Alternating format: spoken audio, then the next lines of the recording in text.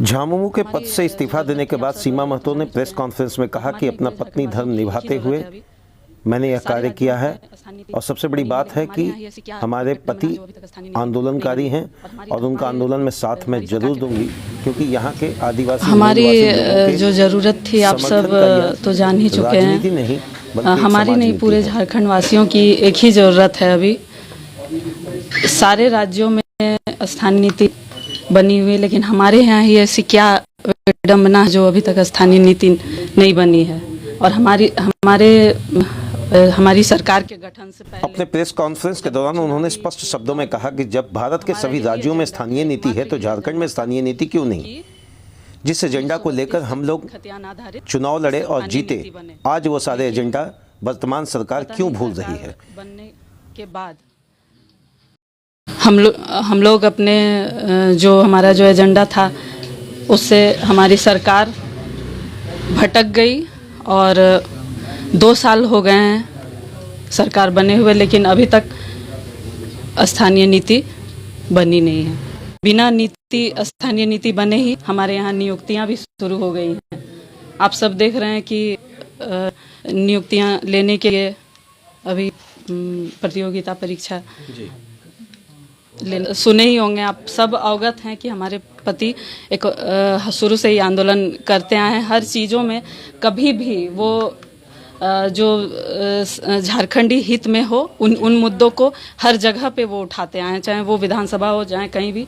उनको अपनी सीट से भी ज़्यादा अपने जो झारखंडी हित में जो मुद्दे हैं वो हमेशा से सर्वप्रथम रहे हैं उनके लिए।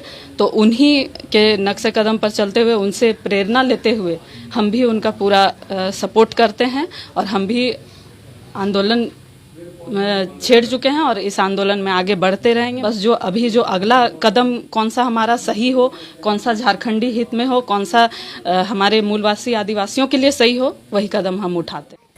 इस प्रेस कॉन्फ्रेंस के दौरान खुले स्वर में उन्होंने कहा कि मुझे पता नहीं हमारे बड़े भाई हेमंत जी भटक गए हैं कि आखिर उनके पास ऐसी कौन सी मजबूरी है कि जिस मजबूरी के कारण वो 1932 का स्थानीय नीति लागू नहीं कर रहे और यहाँ दूसरी भाषाओं को दर्जा दिया जा रहा है। खुले शब्दों में उन्होंने यह भी कहा कि आज उर्दू 24 जिला में लागू कर दी गई, इसकी जरूरत क्या थी।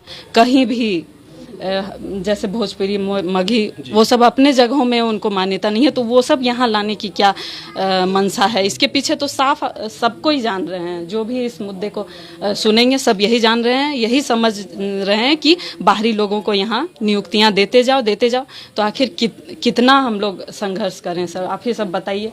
हमेशा से संघर्षरत रहे हैं और आगे भी संघर्ष करते रहेंगे। 24 जिलों में उर्दू को लागू कर दिया गया, 11 जिलों में बांग्ला को, तो इस तरह से सारे जो अलग अलग भाषाओं को यहाँ पे लागू कर दिया जा रहा है। ये 9 जो हमारी भाषा है, 5 जनजातीय और 4 क्षेत्रीय, इनको विलुप्त करने का पूरा साजिश इनके द्वारा रचा जा रहा है।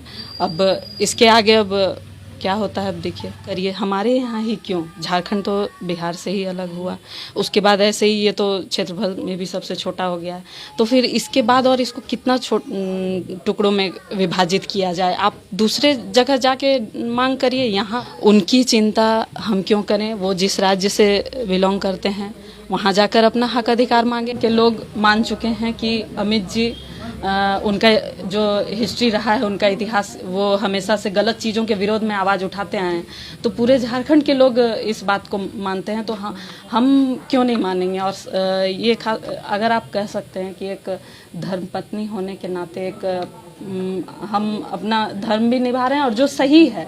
ऐसा नहीं है कि पति अगर गलत करे तो पत्नी साथ दे, वैसी बात नहीं है। पति जब सही रास्ते पे हो तो हम क्यों ना साथ दे। पूरे झारखंड के लोग साथ दे रहे हैं तो मेरा भी साथ देना